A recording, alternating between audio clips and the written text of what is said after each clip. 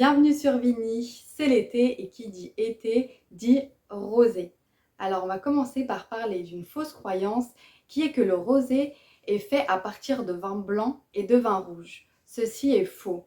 En revanche, il existe une exception qui est qu'en Champagne, ceci est autorisé. En réalité, le rosé a la même origine que le vin rouge. On utilisera donc des raisins noirs et c'est par leur pigmentation de leur peau qu'on obtiendra cette couleur rosée. Et d'ailleurs, on verra pourquoi certains rosés sont plus foncés que d'autres et leurs caractéristiques. L'intensité du rosé dépend de la température et du temps de macération. Il y a en réalité plusieurs façons de faire du rosé.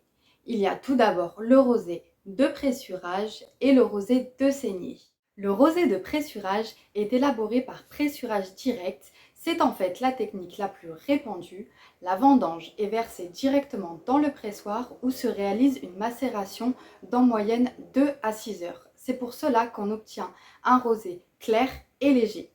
Ensuite, le rosé de saignée, on laissera plus longtemps en contact la peau avec le jus, entre 12 à 24 heures, selon la couleur et la caractéristique que le vigneron veut donner à son vin. Le rosé de saignée, lui, aura un potentiel de garde un peu plus important. D'autres caractéristiques rentreront en compte dans la couleur du rosé, comme le cépage, le climat et la région. Si on cherche un rosé plus complexe avec un peu plus de caractère, on ira sur des rosés de Bandol, du Languedoc, de Bordeaux ou bien sur la vallée du Rhône, sur un Marsanais rosé par exemple. Pour des rosés plus légers, on ira sur la Provence, donc sur un coteau d'Aix-en-Provence ou sur un côte de Provence.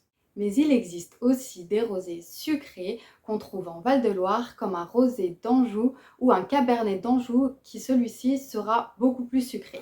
Et voilà, la vidéo est terminée, j'espère qu'elle vous aura plu. N'hésitez pas à vous abonner pour suivre les prochaines vidéos et à liker. À très bientôt!